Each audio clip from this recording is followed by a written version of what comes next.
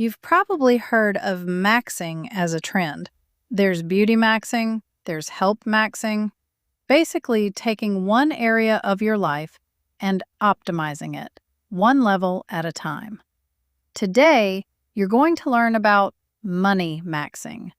This is the leveled up system of financial literacy, broken down into levels so you can figure out exactly where you stand right now and exactly what step comes next.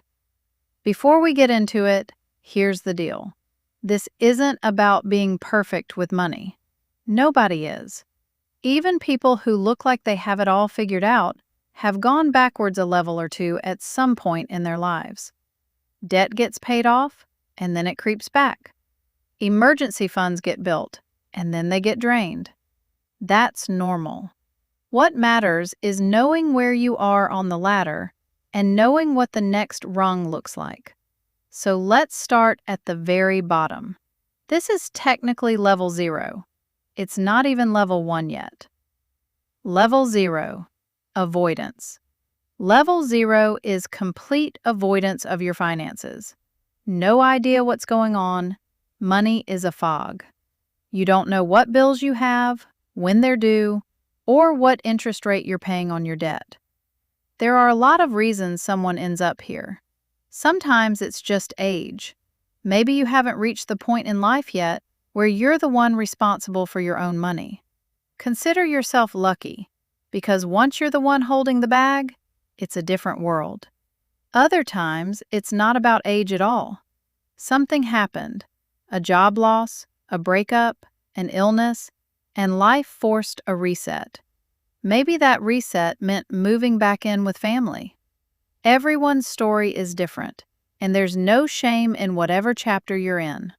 Think about someone like Marcus. Marcus is 24, he has a job, and every payday the money just kind of disappears. He genuinely could not tell you what his rent is down to the dollar, whether his credit card carries a balance, or what interest rate is attached to it. He's not lazy or careless. He's just never opened the app, never opened the statement, never looked. If it feels easier not to know, he doesn't look. That's level 0. It's just vibes. If that sounds familiar, here's the hard truth. Avoidance doesn't make problems smaller. It makes them bigger. The bill you don't open still has a due date. The interest keeps compounding whether you're watching or not. The fastest way off level 0 is simply this. Open the app. Read the letter. Look at the number. You don't have to fix it today. You just have to know it. Level 1. Barely making it. Level 1 is living paycheck to paycheck. Bills are covered, but there's nothing left over. No cushion, no fund. Just existing financially.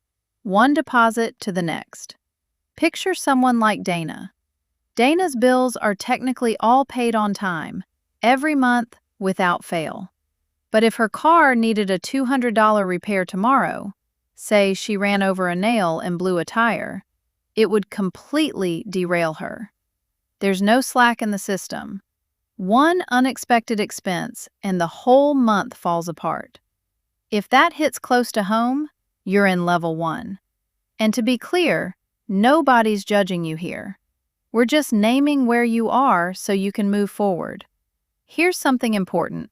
Of all these levels, some you can climb out of fairly quickly.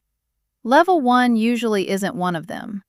It tends to be one of the longest, hardest levels to escape because it behaves like a hamster wheel. The moment you make a little progress, something breaks. The tire, the medical bill, the rent increase, and you're pushed right back to the start. It's a spend money to solve a problem trap. Don't let anyone make you feel like being in level 1 is a personal failure or proof you don't understand money. Often, it isn't about knowledge at all. People in level 1 are frequently the best budgeters you'll ever meet, because when every dollar counts, you have to know exactly where every dollar goes. There are also very real structural and economic reasons people land here that have nothing to do with effort. So how do you climb out? Usually it comes down to increasing income, because there's only so much you can cut from a budget that's already stretched thin. Education or a new skill can open the door to a better paying role. Sometimes the fastest path isn't a promotion. It's a lateral move into a different industry that happens to pay significantly more for similar work. Someone doing basically the same job, just in a different sector, can walk away with a $20,000 to $30,000 jump in salary simply by changing where that skill set is applied. At this stage, get resourceful. That's the move that unlocks the next level. Level 2, stability. Once income starts to outpace the bare minimum, level 2 is about building a $1,000 buffer. This isn't a full emergency fund yet. That comes later. This is just breathing room. This is the buffer that absorbs life's small chaos, the tire that blows, the urgent care visit after a bad flu. Think of someone like Priya. She's just crossed into level 2, and the first test comes almost immediately. Her dog needs an unexpected vet visit that costs $340. Instead of that becoming a crisis, a missed rent payment, a maxed out credit card, she pulls from the buffer, pays the vet, and life continues. No spiral, no step backward. $1,000 might not sound like much in a world with billionaires, but if you saw $1,000 sitting on the sidewalk, you'd pick it up. It genuinely covers most small-scale emergencies, the ones that are common, not catastrophic. Without this buffer, it is incredibly easy to slide right back down to level 1 after all that hard work, so protect it. Once it's built, level 2 is complete. Level 3, use the employer match. If there's a job with an employer-sponsored retirement plan involved, and that employer offers to match contributions, take it. If the plan matches 4% of what gets contributed, that 4% is free money, full stop. There's a popular argument that says debt should be paid off before touching any kind of investing, including the match. Plenty of people take that advice. Some regret it a decade later, once they realize how much compounding growth they gave up by delaying. Consider someone like Ben, who spent his 20s aggressively paying down manageable, low-interest debt while skipping his employer match entirely, convinced he was doing the responsible thing. A decade later, looking at what that unclaimed match could have grown into with time in the market, that decision costs him real money, money he can never get back, because with investing, time is the one resource you can't buy more of later. If you're young, this is the single biggest advantage you have. Even small contributions now have decades to compound. Skip the match, and you're leaving free money on the table, money that a decade or more from now you'll wish you had claimed. Once the buffer from level 2 is solid, prioritize hitting that match. It's one of the rare moments in personal finance where the math is simply in your favor with zero downside. Level 4, the full emergency fund. This is different from the $1,000 buffer. A full emergency fund covers 3 to 6 months of expenses. That number varies wildly depending on where someone lives and how much their monthly costs are. Someone in a high cost of living city like New York or Los Angeles will need a much bigger number than someone in a lower cost of living area, and it may take a while to fully build. Why does this matter so much right now? Because layoffs are common, prices are high, and job security isn't what it used to be. Take someone like Kevin, who spent 8 years in the same stable-seeming corporate role, only to be laid off with almost no warning during a round of company-wide cuts. The people on his team who had 6 months of expenses saved didn't panic. They had time to job search carefully instead of taking the first offer out of desperation. The ones without a cushion had to scramble. When building this fund, park it in a high-yield savings account rather than a standard one. Big traditional banks often pay next to nothing, something like 0.01% interest, while a high-yield account can pay closer to 4%. Over the course of a year, letting the fund sit in a high-yield account instead of a regular one can add up to hundreds or even over $1,000 in extra interest, simply from where the money is parked. That's money earned for doing nothing but choosing the right account. And if life happens and the fund gets used, a job loss, a totaled car that needs replacing because there's no public transit option, that's exactly what it's there for. Use it without guilt.